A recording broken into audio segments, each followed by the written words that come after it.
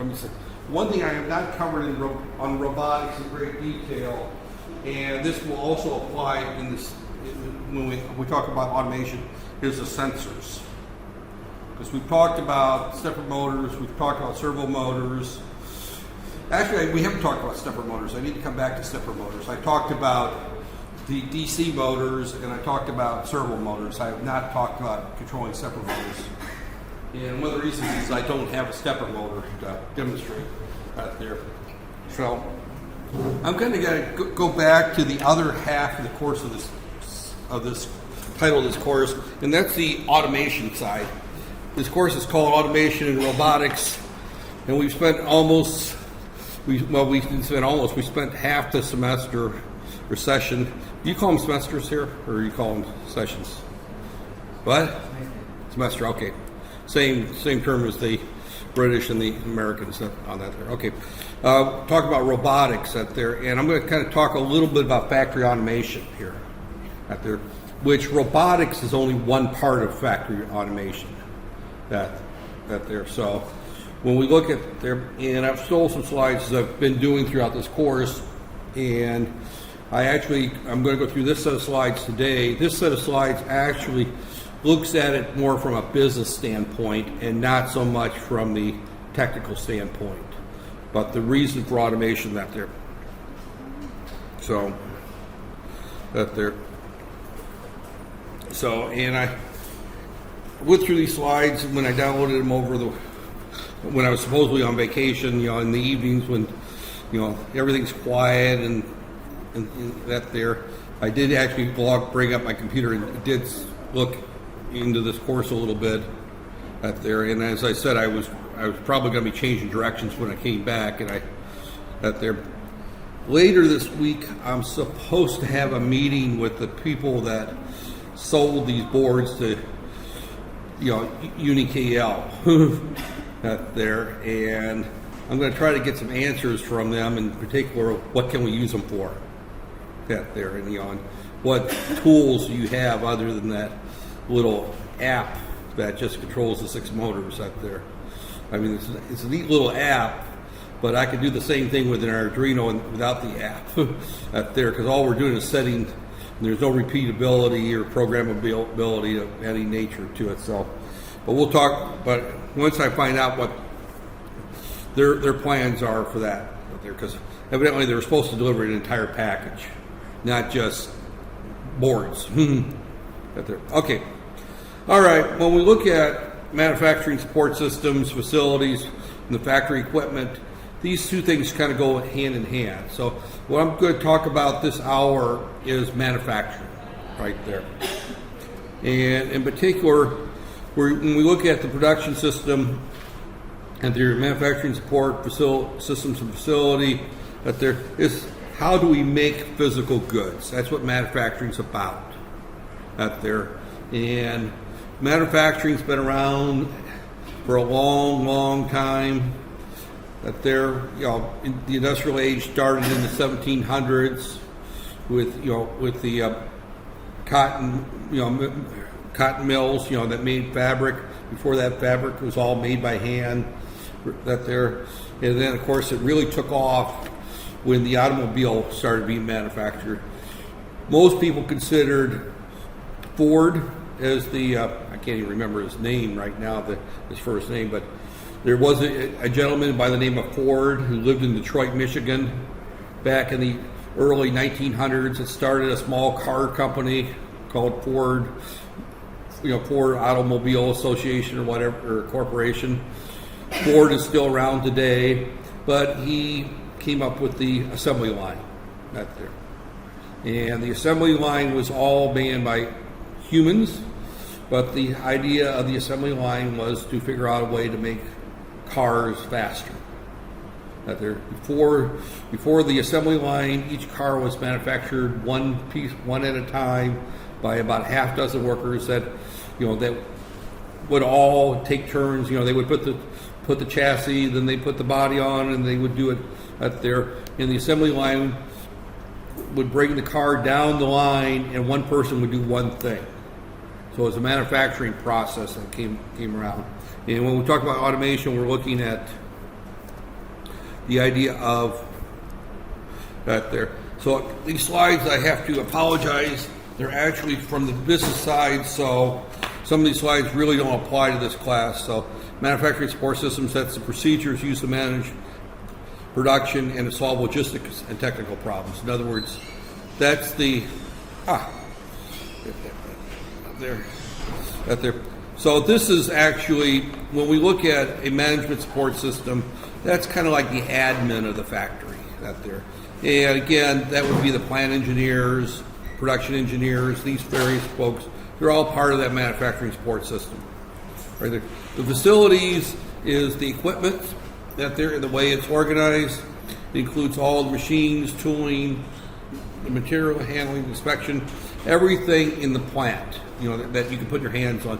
So this particular author, as I said, I stole the slides, and I freely do it since I found all my slides have been put up on the same site and have been passed around, out there, and other people have used my slides. Matter of fact, I get emails from people still from slides that I wrote 10 years ago asking me questions whether or not I've updated them out there. So I don't mind stealing slides since people are stealing mine freely. So, and most faculty members don't care out there. Book publishers, they get upset if I give out a copyrighted book that they sell for money, but most faculty members don't care what you do with their slides. Isn't that there?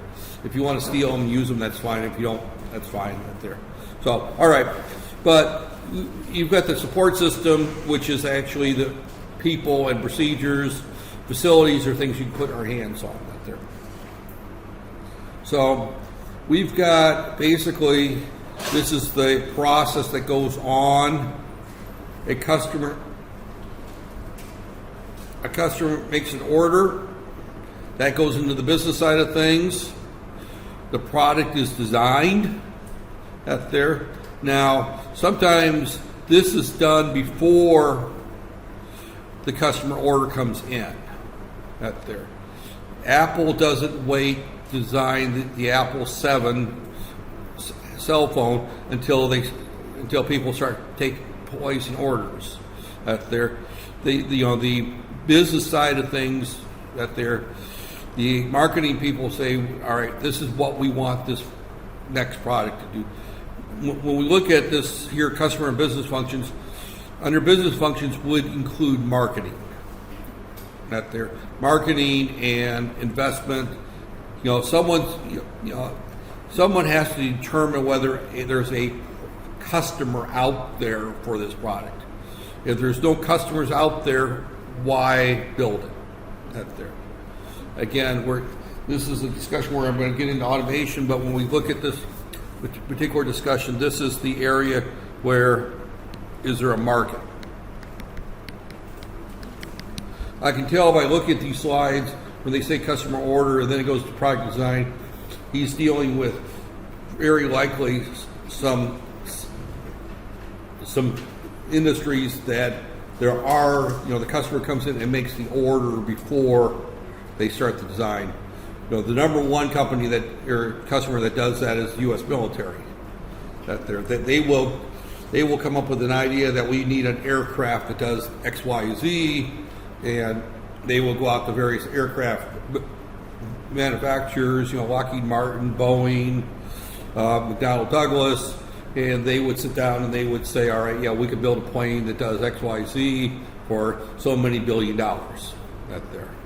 And I didn't mean to put a B, because aircraft design for the military is typically in the billions of dollars. That there. So we go into a product design standpoint. Now, product design is where I've spent most of my life. That there. Product design is you've got a set of specifications that came from marketing. Now you got to figure out how to make a piece of hardware that does that, or a piece of hardware and software. But when you're going to design a product, you also have to take in mind that somebody's going to have to manufacture that. They call that design for manufacturing. If I come up with the best design of a product out there, but it can't be manufactured cheaply in a factory, then it's no good right there. So, and then you've got manufacturing control, which is the quality control process and controlling, the actual going into that there. So all these feed into the production systems facilities. In other words, when somebody determines where there's a market and they want to build a product, do we have the facilities and the equipment to build this product? It doesn't do any good if we go out and market this to customers and we can't make that. There's been a number of products developed over the years, I shouldn't say developed, but have been marketed over the years that were not developed, were not designed, and were marketed and sold to people, not necessarily sold, but advertised to people that they're, and as it turns out, it never existed. In the industry, we used to call that vaporware. That there. It was a really common occurrence in the microprocessor world that chip manufacturers would market a new chip that they haven't built yet. They would actually market it and see whether or not there was interest in it. And that was always a question, when somebody from Intel or AMD or any of the other manufacturers would show up at Magbox when I worked there to the design center, and they would, they would have this new chip. Atmel was actually notorious for it back there. And the first question that would come out of the design team was, can I buy this chip today? Well, we're not taking orders yet. Okay, the chip doesn't exist yet. That there is what you're telling us. You're marketing something that has not been built. That there. If you tell me about something I can put my hand, you can put in my hand today. That there. So that is something you get. That as a design person, when you're looking at things to go into a system, you have to make sure you can actually get there. I won't even begin to tell you the number of final year students that I've known over the years that sat down and read data sheets and read magazines, and they came up with this great idea for a senior design project, or as you call it, final year project, right there, only discovered that the cornerstone of their design was vaporware. The term vaporware essentially means it's something that is being marketed as if it exists, but it's not actually on the market, nor can you get it yet. So vaporware is, and that won't be on the final. I won't ask you what vaporware is, but it is a term that you might hear from time to time. You tend to hear it more when you're in the product design world, because it's typically, if you're in that industry where you're designing new products and you're looking for components to go into those products, you have to be careful, because if you design something into your design that doesn't exist yet, then you got a problem. So, okay, but this is the process that goes on, and most of you, to be honest, looking at the industries in Malaysia, are probably going to be in these two groups there. Is where you're probably going to find yourself in the job market in Malaysia. Not much product design is currently being done here. There are I think some of the Japanese manufacturers do some product design of air conditioners and things like that, but there's not a lot of product design going on in Malaysia. It's mostly manufacturing, and if you're going to have manufacturing, you're going to have planning for manufacturing. So, So even I think Proton bought the designs for their cars. What I was wondering the question. Does anybody know if Purdue? How do you say it? Purdue? Yeah. Do they design their own cars, or do they buy designs? They buy designs from Daihatsu. Okay, so they're not doing the product design. They're probably doing some modifications, some tweaks to it. But so they're probably here at the tail end of the product design side. So there's not a lot of product design being done locally, right there. I would like to think that if the government reaches its goal, which I'm hoping that they do, is that when you want to go into the higher value jobs, those tend to be more in this end right there. If you're working in this end here, that's toward the tail end of the design of a product cycle. Once it's, especially if you're talking large scale designs like automobiles, aircraft, trucks, they're usually, they may spend 5 to 10 years in the product design cycle, right there. And that's where a lot of the money is spent, right there. And the manufacturing cycle is another 2 to 3 years, right there. And the actual manufacturing may only be for 3 years, and then they come out with the next line. So, right there. So there tends to be a lot more income at this level, right there. Of course, the ultimate income is who owns the company. That there, but as you look at, product design cycles and product, I should say just design cycle, product cycles. It goes from conception to design, around planning for manufacturing, and these are not necessarily equal parts there. This typically is a much smaller piece, that there. And the manufacturing and control there tends to be the longest running part of the puzzle, right there. That's when but that tends to be where the lowest paid jobs are. I mean, that's the person working in the factory, making sure the machines are running properly, measuring the tolerances of the devices coming off, doing the product testing, that there's quality control, running, boxing it up, shipping it out to the consumers. Those are low-paid jobs in comparison to the ones up here, right there. These are also, there's a huge overlap, by the way, between these two groups, the manufacturing planning and the product design. I think I mentioned that earlier, that when you design a product, you have to keep manufacturing and how you're going to manufacture it as part of that cycle. So again, I'm not just talking electrical here. I'm talking any kind of, we could be talking cell phones here, which is almost purely electronic device, or we could be talking automobiles, right there. The product cycle is the same, whether you're making potato chips or computer chips, right there. It's a very similar process that you go through. You have to come up with, is there a market for it? Should we be in the business of making potato chips? Although you call them crisps here, right? Yeah. In the U.S. we call, what you call chips, we call French fries, or at there. My wife calls them fun fries for some reason. I guess that's a Malaysian term for McDonald's is French fries, and I don't know why we call them French fries, because actually the French did not develop. It's actually a Dutch invention, the French fry. That there, most Americans don't even realize that the Dutch invented it, but the name actually came from after World War II. American soldiers ate them first in France. That there, but they were actually a Dutch invention. That there, the crisp or the chip, as you call it. That there, and of course the British ones are the great big thick things that so. But regardless, that's not that there. But is there a market for it? Is it worth making? And then you design it.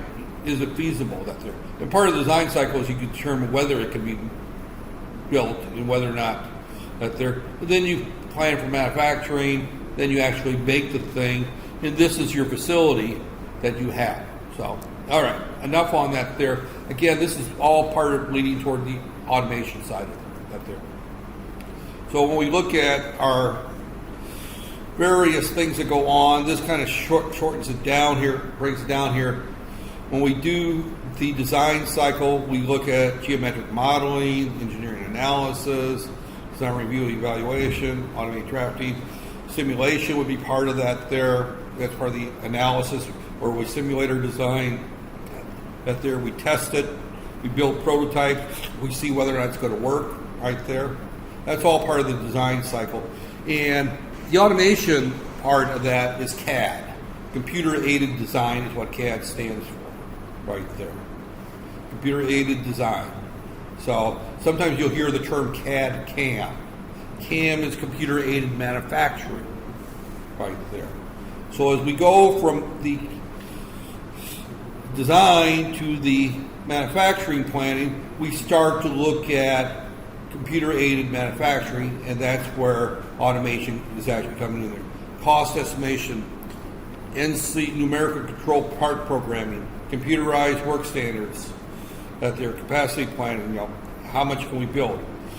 CAM, we also do process control, process monitoring, shop floor control, computer-aided inspection. This is all part of the quality control. This manufacturing control, the big part of that is QC, quality control, right there. So, that there, again, that's all part of the process monitoring.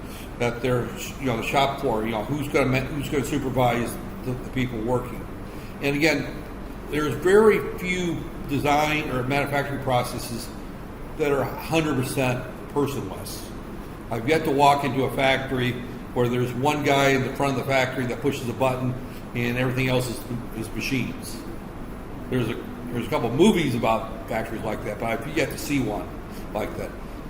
But I have seen factories that I've worked at, let's say the Sonobuoy line, when I worked at Magnavox, we probably had 150 people working in the factory, at the time I worked there. I had a chance to visit the plant probably 2 years before I moved to Malaysia, which was about 25 years later. And they moved to a bigger facility, but they cut the number of workers down to about 30. So that tells you how much of the manufacturing process had been automated. They went from about 150 to about 30 workers. And the thing that those 30 workers did was they just supplied machine materials to the machine. The circuit boards were all fed by pick and place machines. And then they automatically went from the pick and place machine down to the flow soldering machine. And from the flow soldering machine, they went into a board tester right there.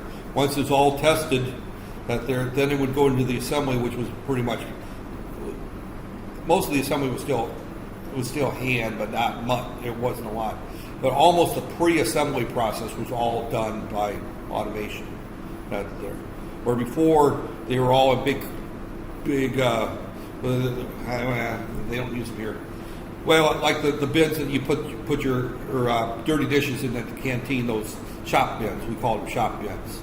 But you would put 100 boards in the shop bin. That would be a lot. And you would put that shop bin down and go on to the next worker, who would then take each board out at a time and do their little process. It was all pretty much hand done up there. So there. And then, of course, the business side, they actually talk about this a little bit differently than what I called it because I still look at the business side when I look at manufacturing, design process as the marketing side. This particular author talks about order entry, that's their accounting, payroll, customer billing. That's all part of the corporation. I don't care about that part.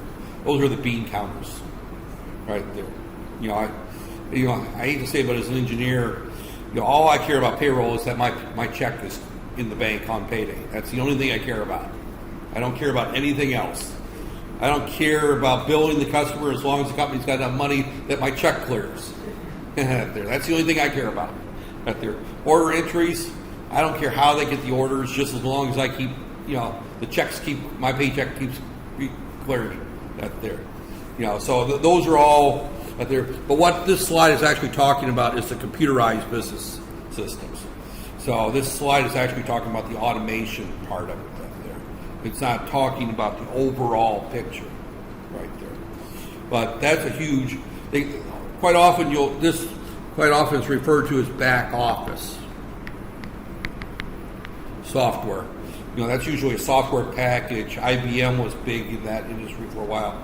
I don't know whether they are or not, but they used to have a software package called back office that would take care of all the order entries, would take care of the counting, take care of that there.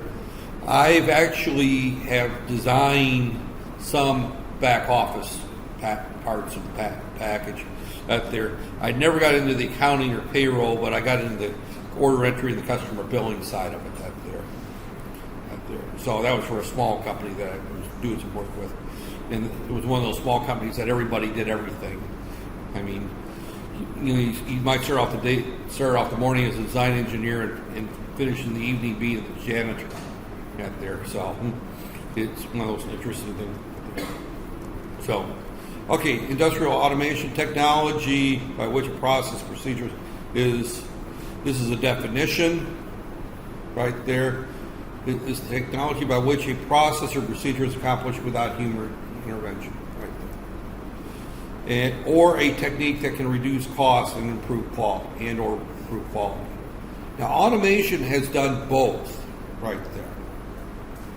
Automation has cut the price of a lot of things we buy greatly by reducing the most expensive thing in the factory, and that's people. And even when we look at a country like China, which is rapidly becoming not a low-income society, Malaysia probably 25, 30 years ago was considered a very low-cost market, as far as people goes. You could hire people in Malaysia very, very cheap. That's not true today. And it's a good thing it's not true, because your standard of living has improved greatly. You don't want to be known as a source of cheap labor. That's not what you want to be known for in the world economics sector. You let countries like India and Bangladesh and Indonesia be known for those things like that there. And even India is still, they're still pretty much known that there. Philippines is known, Thailand, those are known as cheap labor markets. Malaysia was, shortly before I came here the first time.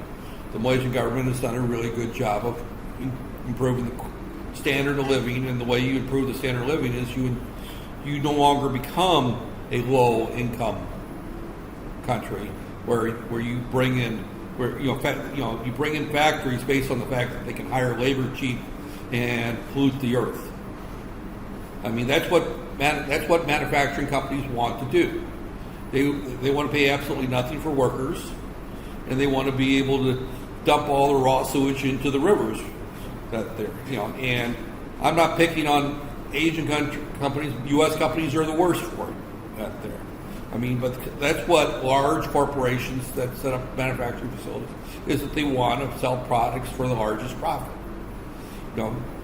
I hate to tell you this, but Panasonic is not in the business of making air conditioners. They happen to make some air conditioners, but their final output that the stockholders want to see is money. Panasonic wants to make money. Toshiba wants to make money. Apple Computers wants to make money. Samsung wants to make money. Cell phones and computers and automobiles and air conditioners are all a way to make money. So when you look at that there, you look at industrial automation as a way of reducing costs in order to make more money. And you reduce costs, which means you can undercut your competitors.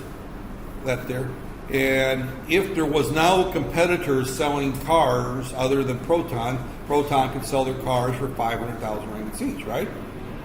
So competition drives down the price of everybody out there. And what drives automation is competition between corporations. They want to be able to make their product the cheapest, so they can sell it the cheapest, so they can sell the most in order to make the most money. So, however, the other thing is that we want to improve quality out there. A lot of things have required the improvement of quality. And we look at something like the automobile, the number one thing that drove quality improvement has been laws in various countries, mainly in the EU and the US, to reduce pollution, to improve safety, and things like that. Therefore, the automobile manufacturers have been forced to raise their standards. If you go back and you look at a 1960s automobile, which, I grew up in the 1960s, so I've seen a lot of 1960s automobiles. I was born in the 50s, and my first car was in 1962, so it's a great little car, a little Chevy Nova. Sweet little car. And I drove cars with 6-liter engines in them back when the old muscle cars were around. So, they got about 8 miles a gallon, which is the equivalent of about 10 kilometers to the liter or something like that. I mean, you could pass anything but a petrol station in some of these cars. but the laws require that. They also require that if I hit something, people don't fly through the windshield. They've improved, you put safety requirements. The old joke was that, back when I was growing up, it was okay for the kid to climb around in the back of the station wagon with no seat belts or airbags or whatever. But if Dad hit a tree, then of course the kids fly up through the windshield, and that has literally happened more than a couple thousand times. So therefore, they now require safety seats and things like that. So automation was forced on a lot of companies to both reduce costs and improve quality. Out there, if you look at a car from the 1960s, and you look at between where the door, top of the door, you'll see that it doesn't look like this, but it looks like this right there. It's very, very crooked. I mean, the gap widens, narrows, it widens. It's not a very neat connection. Either that or it's like this. They go wider or they go narrower. It's not aligned very well. And they had tolerances that were very, very sloppy. You could take the wheels and just probably turn it probably 2 or 3 inches right there. Today's cars are much tighter tolerances right there. Therefore, they last longer, they get better fuel economy, and they're safer to drive. That there. So automation has done a lot that there. And again, we get into that there. So it can increase manufacturing speed while reducing costs. That's all part of what industrial automation has done right there. So can lead to products have consistent quality and perhaps even consistently good quality out there. Well, I worked in a factory many, many years ago, probably back when some of your parents first started working out there. I'm probably the age or older some of your parents out there, but I worked in a company back in the early 1970s. We made clutch facings and brake shoes and industrial gears that there. And one of the things that our company was, and we're a competitive company. We had customers like General Motors and Ford and Chrysler and the U.S. military. I mean, we were not a small operation. I mean, we were a pretty big operation. One of the things that was very interesting is everything was done pretty much by hand. We had no automation at that time. That there is that about 50% of what we made went in the trash. Right there.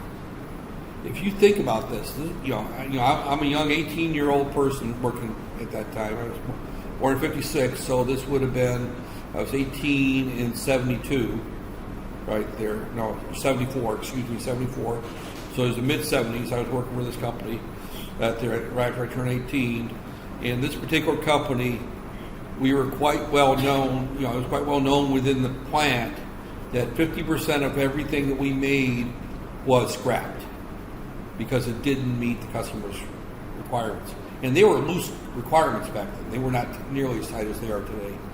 But I remember as a young 18-year-old sitting there next to the trash, the dumpster, and having a whole pallet full of brake shoes and having to break each one of them and throw it in the dumpster because we were afraid if you didn't break it, it would end up back in the production cycle again.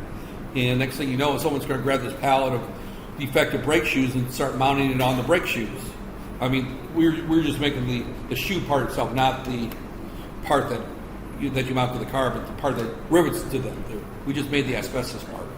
So up there. So again, we're looking for, I'm going through all the reasons here that why we do industrial automation out there. So automated process power is required to both drive the process and to operate and control. We're getting a little bit more into the details here. In other words, you need the actual process itself and you need to have the control system. So we'll start looking at the control systems there. Automated processors can be controlled by human operators or computers or a combination of both. Right there. So, I'm just kind of going through these slides, and I haven't read them all individually. Definition 1, automation is a technique that is used to reduce costs and or improve quality. Automation can increase manufacturing speed or reduce cost, and automation can lead to products having consistent quality and perhaps even consistently good quality. Now notice this sentence here. This sentence here is an interesting sentence, and I like this sentence. Is that the author here separates the term good quality from consistent quality. They are not the same thing. Back when I was a young man, while I was going to school, I was what they call a weekend warrior. I was in the Army National Guard, where we had to go out and we had to qualify twice a year on an M16 rifle and things like that. And we had consistent shots, but they were not necessarily good shots. And then we had people that were good shots, but they were not consistent. The term consistent means if we're looking at a target, here's your target, here, right here. And I'm a consistent shot, but I'm not a good shot, which means all my bullets fall right here, right there. They don't hit the bullseye. An inconsistent marksman hits the bullseye here, then he hits here, then he hits here.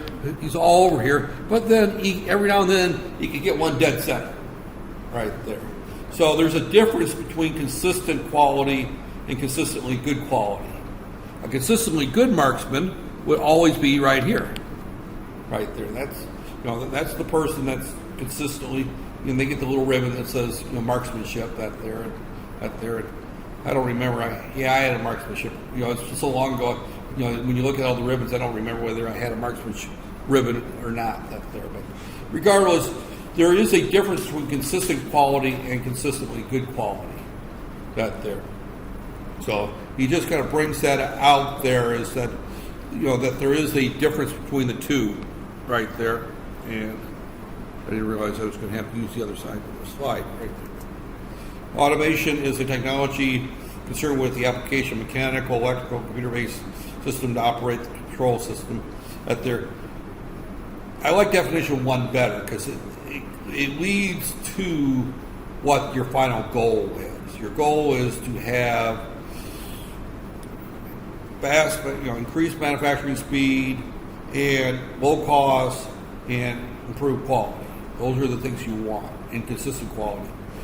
Almost any automation process will get you consistent quality, because what gives you inconsistent quality when you're in a manufacturing process is, just as I talked about the automobile, what's the most inconsistent thing in the automobile system? It's the driver. There used to be a saying that you don't want a car that was made on a Monday morning or a Friday afternoon.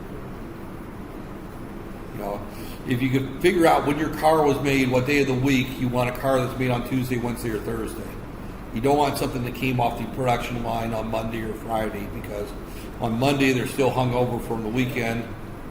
We're talking about American auto workers and back in those days, most of them were in Detroit, and if you've ever seen Detroit, it's a pretty nasty city out there. And I assume none of you have been to Detroit out there. There's parts of Detroit the police won't go into. It's that bad. Detroit's a bad place. I have a son that lives just outside Detroit. I don't know how he stomachs it out there, but Detroit's a bad. But automation has improved the quality of cars and made it more consistent. A lot of the early automated cars were consistently bad quality, though. That there, you can have consistent quality and it be very bad. That there. So it's that there. The second, that there, automation concerned with the application of mechanical, electrical, and computer-based systems to operate and control a system. That sentence is not right. To operate the control system. That should be the. This technology includes automatic assembly machines, automatic machine tools, process parts, industrial robots, automatic materials. This gets into more of the list of what makes up automation right there. The first definition is, why are we doing automation? Right there. Everything this hour so far, if I've been talking an hour right there, it's not quite, about 45 minutes right there. So, get there. But when 40 minutes since I've been recording. Okay. Right there. Okay. Well, everything I've talked up to this point has really been why do we use industrial automation right there. And again, the same reasons that we use robots out there. And if I would look at in hindsight, I probably should flip the two halves of the course right there and talk about automation and then narrow down on robotics as one part of the industrial automation cycle. This gets into the various components of industrial automation. Automatic assembly machines. These are a machine, something comes down and it puts it together by grabbing this piece, and puts it together. Again, it can be robotic, it can be just two things that fold it together and then a couple of little arms come in and screw it together up there. It can be all types of the automation machine tools to process parts out there. Again, we can have an automatic lathe that actually will cut a machine apart too consistently. A lot of the automobile processes are using automatic machine tools. Drills that drill. When we talk about machining, we're talking about making plastic, metal, glass parts. They can be porcelain, anything that can be machined with drills or grinders, sanders, those types of things. Industrial robots, we've talked a lot about that. Materials handling, storage. If you look at a video, and I don't have a video to show, I probably should find one, of Amazon's warehouse in the U.S. They're in California or Indianapolis. They've got these little things that go around the factory, and they will pull things off the shelf and put them in boxes out there. And they're taking a customer's order, and this machine, I wouldn't call it, it's kind of half robot, half automated car, drives around this factory and finds everything in the customer's order, puts it in a box, and then the order checker will check to make sure everything's right. That they got a little barcode reader that they scan each item and check according to that there. In a customer's order, the average time to process is about 40 seconds. I log on Amazon and I list what I want to buy, and within about 5 minutes of me making my order, it's already in the box sent to the mailroom out there. And if you think I'm joking, I'm not, because I've made orders on a Tuesday afternoon and had to show up in my mailbox halfway around the country the next day. That's how efficient they are. I miss Amazon. I will have to say, of all things living in Malaysia, I miss, it's Amazon, because I could order anything you can think of from Amazon and get it within 48 hours. And never leave my house and never take off my pajamas. That there. I am sorry, Lazada is a nice little company. It's not Amazon. Lazada is probably the closest thing I think I've seen in Malaysia. Is there a better one than Lazada, or is that the biggest one? Yeah, Lazada is not Amazon. I've ordered things from Lazada that took 3 weeks to get to my house. It just drives me crazy, because I ordered for a friend of mine back in the U.S. I've ordered some computer parts for him. I was on the phone with him last night, and so Monday morning I ordered the computer parts for him while we're talking on the phone. I explained to him what he needs. I got the email this morning saying that the parts will be delivered on Tuesday, which is today. That they're 24 hours later, it's going to be delivered to his house. That's from some of it's halfway across the country. Some of it's the mail delivery, but again, part of it, I'm picking on Lazada up there, and I shouldn't pick on, because Lazada probably doesn't have the revenue that Amazon does. So they don't have the stuff in stock. Lazada, I've caught them multiple times. I order something, and it shows up 3 weeks later in a bag from China. Not there. So they're not shipping from their stock. They're doing what they call drop shipping. Yeah. In other words, I give the order to Lazada, and then they order it from the Chinese company on my behalf, and that Chinese company puts it on the slow boat to China, or from China to Malaysia, and I've had the same experience dealing with a company in China that called Banggood. I don't know if anybody's ever heard of them, but it's a Chinese company that you can mail orders from. But it's the Chinese version of Lazada, essentially. But they carry a lot of electronic parts. That they're a lot cheaper than Element 14, but it takes 3 weeks to get things. You know, that's who I buy like my keypads from, on my LCD displays that didn't work. They're a lot cheaper than buying from Element 14, but it takes on average about 3 weeks for something to show up. They're slow. So, all right, getting back but that's, as I said, Amazon's probably one that's got the automatic materials and hand storage system. They do that probably better than anybody I've ever seen, and that's why they're so successful in the U.S. When they first went into the business, they were competing on price. Now they're not so cheap, but they sell everything and they get it so quick.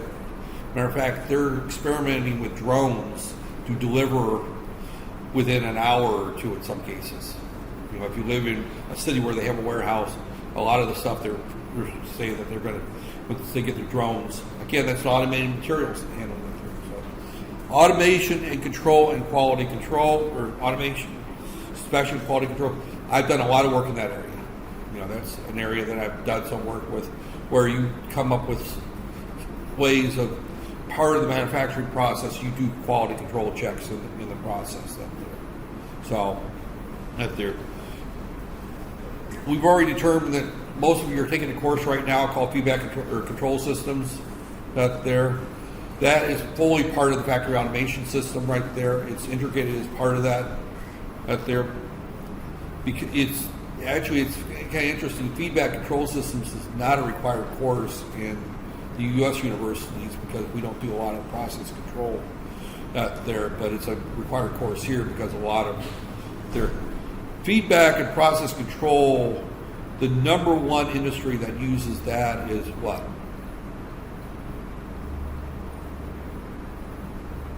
Oil and gas. The process of taking oil from the ground and turning it into petrol is all process control. It's all computer process control. The next one that comes into that is probably food processing, of which products such as palm oil and corn oil is a huge process control right there. I have not worked in the feedback and computer control manufacturing. I've worked with feedback control, but only for controlling motors for things like satellite dishes and things like that there. I have not worked in computerized, on the automation side of process control. That is not an area that I've done any work with. I've been to facilities that do that work. I've had graduates that do that kind of work there. We used to have a company called Agrotech that made corn oil and processed corn feed and things like that, and biodiesel in Fort Wayne, the city I was living in. And they hired a number of graduates from both the manufacturing engineering technology program, the electrical engineering program, and the computer technology program to work in their feedback, and almost all of them use PLCs and process control right there. That company closed and moved to someplace that offered them a better deal So again, computer system for planning, data, and decision-making support manufacturing. Again, this is part of this is not really part of the automation side. This last one, it goes back to the business side. One of the things that I did back in my early days is I worked as a industrial supervisor. This was after I worked in the breaking up things. As I got a little older, I spent 4 years in the military. I came back, went to work for the same company for about a year or two. And I moved into the management side. I was older, and I could count to 10. So therefore, they made me the shop, made me the production foreman. And then I proved I could count to 20. I was the general foreman. I was in charge of the entire department. And then I got tired of politics and I went to work for quality control. But regardless, we did a lot of our production planning. We would sit down and do it on the blackboard, essentially. And so we've got an order for 6,000 brake shoes from General Motors. So we got an order for 2,000 from Chrysler. We got an order that they're, all right, these are due such a time. And we'd have to figure out when we'd have to plan our product. And that was all done by hand on a blackboard. Nowadays, you would just dump the order into a computer system, and it would tell you for such and such a delivery date when you had to start this process, when it had to start this process. And we would start the process by making the raw material. So we'd have to put the batch numbers out there to that particular part of the factory. And then once the raw material was done, then we would put the order down for the person to make the slabs. And then we would put the order to cut the slabs in a certain size width. And we'd have to go through, and everything had to be moved from one manufacturing process to the other out there. And that was all done by hand. Very tedious, and if somebody screwed you up, they could screw up that factory. I remember one foreman that worked the third shift one time out there, and the production planner would go up to the operation, and each batch that an operator was supposed to use was a card, and the operator was supposed to take the cards in order and do that particular batch, and then they would do the next batch and the next batch. Well, this particular foreman let one of his operators who knew how to manipulate the system do 20 batches of the same product. He went through, there was 20 cards in the stack of that, but they were all scattered. There were 60 cards altogether, but he was supposed to make this, then this, then this, and then back to this. He just made 20 of the same thing, which made it very fast. He did 20 exact same batches. He filled up all the tubs with raw material for this one particular material. Now, shut down manufacturing on about 3 lines for about a week. That's what happens when planning gets circumvented out there. It was a union shop. So this computerized out there, nowadays, that same factory, the operator wouldn't see a card. He would push a button, and the computer would tell him what he's going to do next. That there. So, matter of fact, the operator wouldn't even see that. That process would be totally automated. That there. So, but regardless, this is an important part. Is this production planning part? You, as electrical engineers, you will probably never have to deal with that there. The only reason I'm very familiar with it is because being an old person who did a lot of jobs before college, and that there, I tended to work in a number of industries, and that there. So, okay. Getting into the difference between closed loop and open loop, right there. Open loop means that you just let the process run. You have no feedback to the computer or the system. That there. And this is kind of an interesting comment here, is if a human operator is available to monitor and control a process, open loop control may be acceptable. In reality, that's wrong what he said, because if you have a human operator, it's still a closed loop system. The human is the feedback loop right there. Just like when you're driving your car or your motorcycle or your scooter or whatever motorized vehicle that you're moving around in, you've got a speedometer in front of you right there that tells you how many kilometers per hour you're going, and you look down at that and you say, I'm going too fast, you back off the throttle, or you say, I'm not going fast enough, and you crank the throttle a little bit.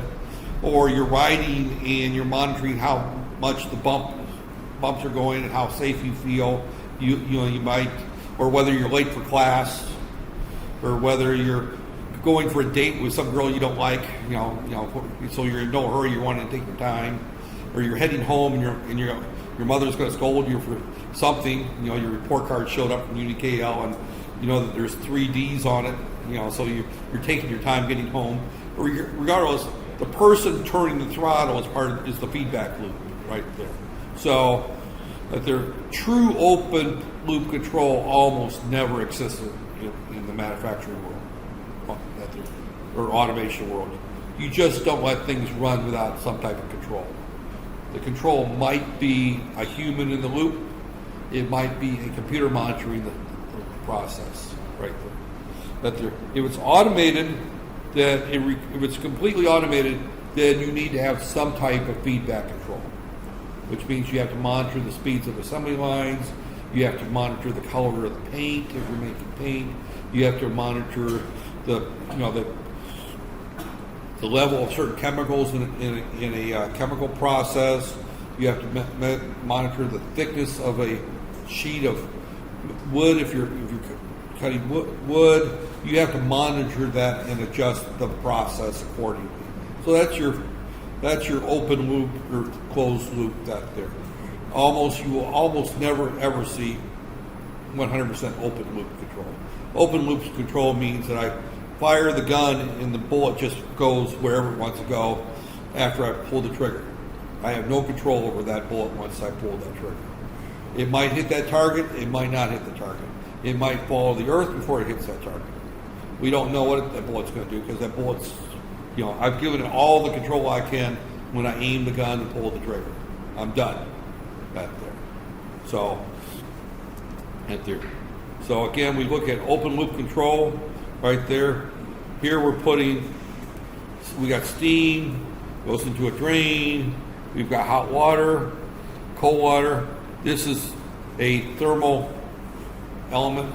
What we're doing is we're running steam through a radiator in a tank in order to heat the water. Instead of using electricity, we're using steam that's been heated. That's right, I posted all these slides up before class today, didn't I? That there. That way I wouldn't forget it later, that there. So, okay, but some people will look at that and they'll wonder what that is. That's just simply a radiator. A radiator is like a car. You run hot water from the engine and run air through it to cool it. I'm running hot steam through that there, and then I'm circulating the water here in order to force the water through the heating elements in the radiator. And here's my feedback right there. So it's not an open loop control. So I'm going to argue with the author of these slides and say that this is not open loop because here's our feedback loop right there. He's monitoring the temperature, that's our sensor, and here's our control element right there, this valve right there. So if we want to make this a closed loop, then of course we would have our sensors. This is actually cold air. I wish he would have stuck with the same example right there. But again, what we're doing here is that we've got our heater right there, and we're monitoring the temperature of the air coming out of the heater, and it's sending a feedback signal to my computer, which then turns the heating element on or off, or increases its value or decreases its value. We could have done the same thing with this slide here by just simply putting a computer here in this temperature sensor, just replacing that with an electronic sensor, temperature sensor, right there, and just having the computer actually open and close the valve right there. All we're doing right there. This is another example here where we've got a level sensor that goes to feedback controller. We've got the output pressure, pressure sensor, because there's an algorithm that will tell that how much pressure is there, how much open the valve right there. This is giving us what our flow rate is. This is our control valve right here. This is our fluid. This is telling us our input pressure. These are all of our various settings that we can set this for, and we can control everything we want with this fluid valve. We can either set the flow at a certain flow rate, we can set it for a certain output pressure, or a certain tank level setting. So this is actually giving us 3 different settings, and we have to assume that it's going to. Is that something outside beeping? So, but again, this is a closed loop, but it's got 3 different settings that it's working out there. So, right there. These are some. I'm nearing the end of my slides. Where am I on my time? Right there. I'm good for about an hour is what I'm good for, and I think I timed this about right. I did enough gabbing off the subject in order to stretch this out for the full hour. So, okay. Arguments in favor of automation. Again, this is coming from the philosophical, ethical standpoint there. This is trying to justify it. It brings in shorter working hours per week, reduces more lecture hours. All they're saying, of course, if you're a company, you may or may not care about the well-being of your workers, right? Out there, some companies care, some companies don't. But out there, I think in Malaysia, the laws protect workers better than many other countries. Actually, one of the worst places in the U.S. as far as labor law goes, most people don't realize, is the U.S. There is no mandatory vacation in the U.S., for example. There are no mandatory holidays. So if you work for certain companies, you don't get vacations. You don't get holidays. That there. So, I mean, the only thing the law requires, if you work more than 40 hours a week, you get paid overtime. That there. That's the only thing that they have. So, but regardless, automation typically means that from a corporate standpoint, shorter working hours per week allows more leisure hours and higher quality life. From a corporate standpoint, fewer, workers in countries like the U.S., we pay, workers are typically paid by the hour. If you work in a production facility as a general worker, your pay is $8 per hour, $9 per hour. So if there's not work, they send you home, you get paid less. If there's extra work, then you can work hours. Malaysia typically pays most people by month, which took me a while to get there. I've never known an employer in the U.S. that base your salary per month. It's either per year or per hour. There's not a monthly pay rate there. So when I came to work here, they told me what my pay rate is. I go, all right, that's per year? That's a little low. No, it's per month. Okay, all right. Okay, that's acceptable then. That there. So it's just a little bit different. That there. But my last job, it was so much per year is what my pay rate was. That there. Now part-time lecturers we would pay per class. That there. That there. But regardless, that there. One of the arguments for it is that you have shorter working weeks. You can do more with less people. That there. This is a key one that there is that in most cases, automation brings in safer working conditions. Right there. Now, there are situations where automation will make the working conditions unsafe. If someone cranks up the speed of that assembly line up too fast where the human worker at the end can't keep up with it, then of course you've made the job more dangerous. Right there. But in most cases, automation will make the work environment safer. But this is the only one that really hits the bottom line of most corporations. Lower prices and better products, right there. So, but they're against automation. This is always now we're getting, and I think we talked about the same subjects earlier in the semester, the first week or two, but I'm repeating them again. That there, it will result in subjugation of human being by a machine, thus reduces the need for skilled labor. In other words, the person that runs the machine doesn't have to be as skilled as they were before the machine came in. This is true in many, many areas, such as a machinist.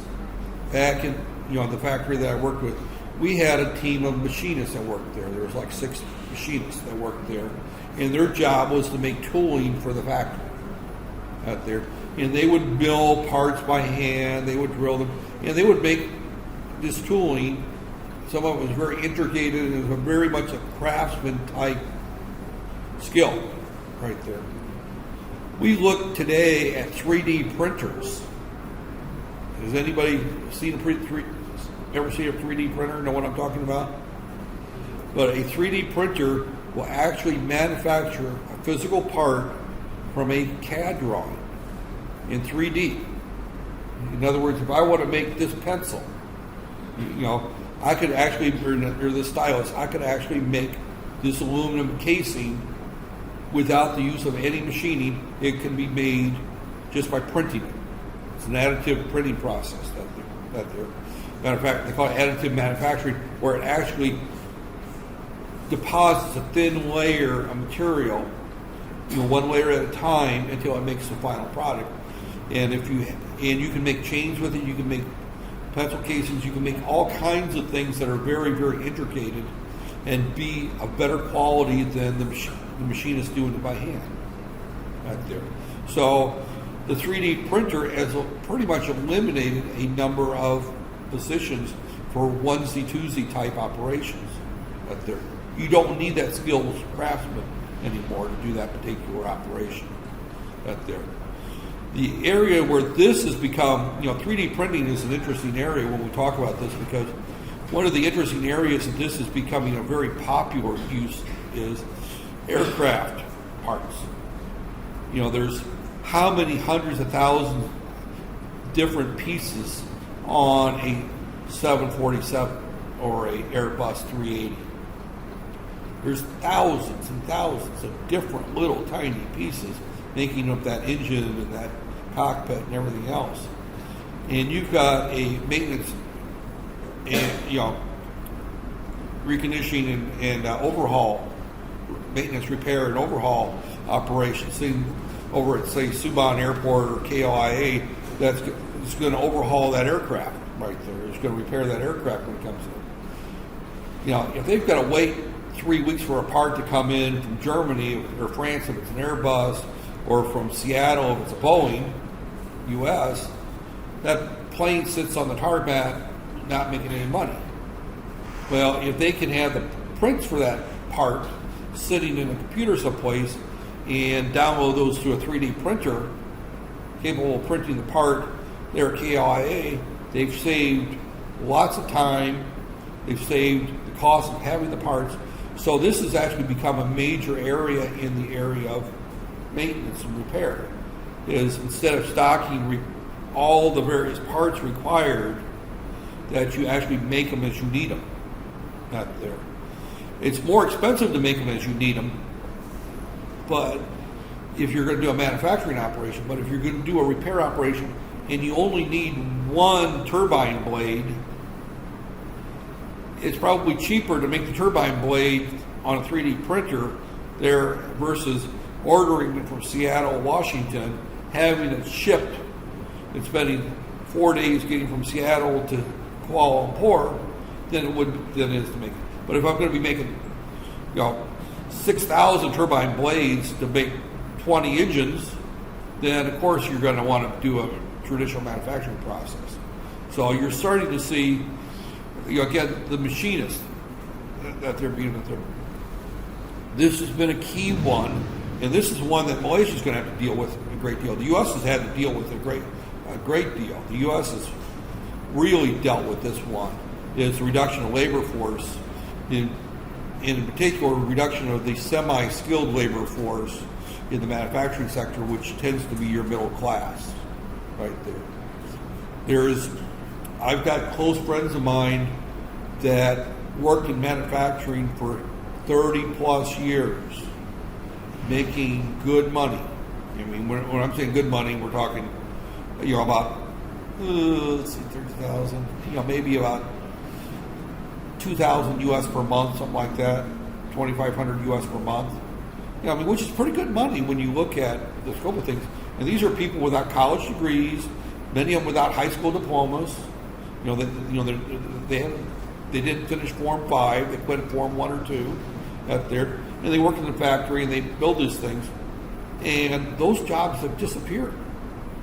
And then they've been replaced with jobs that pay about $800-900 a month.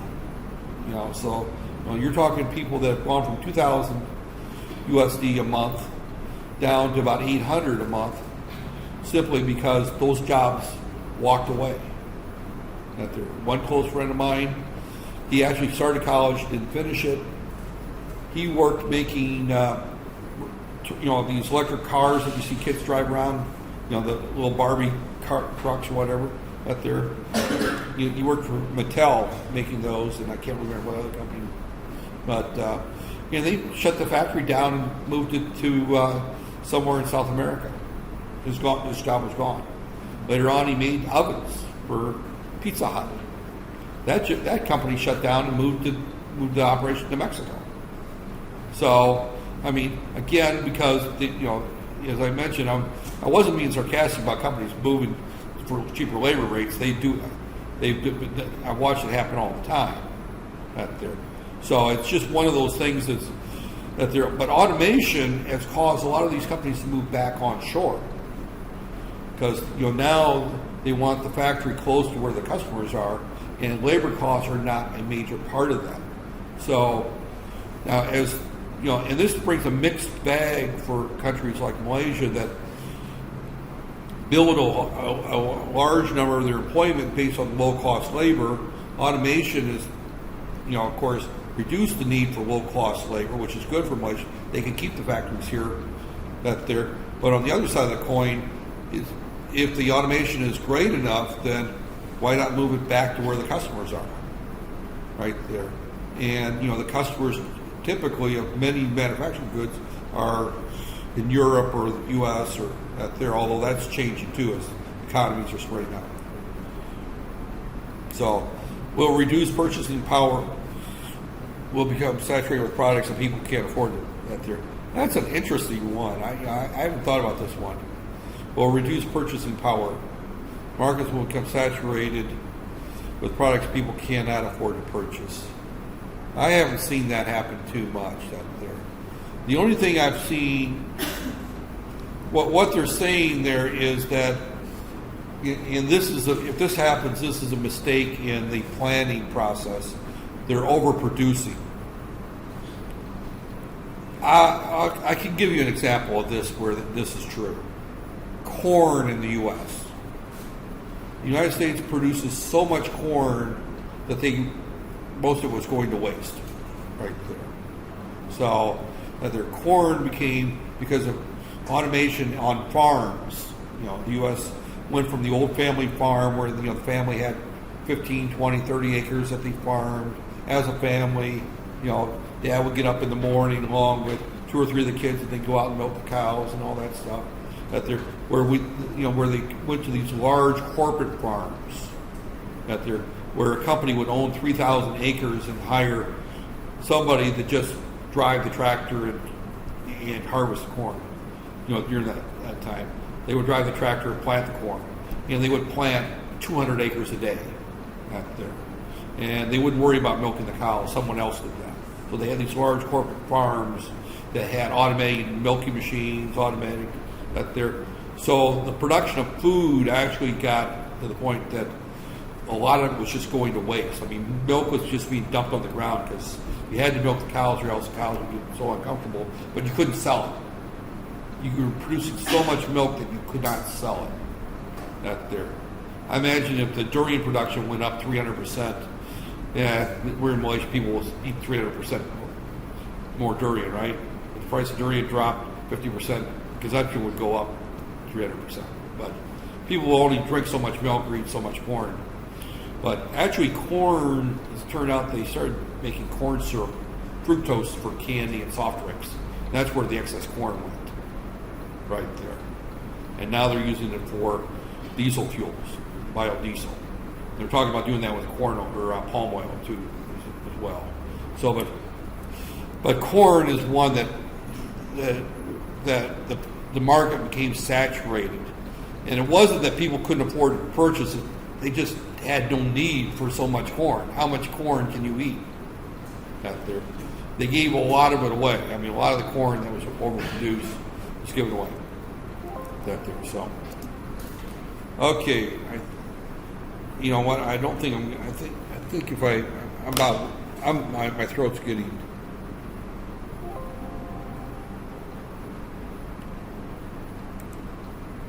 Where am I on my slides? Oh, I'm only a third of the way through the slides.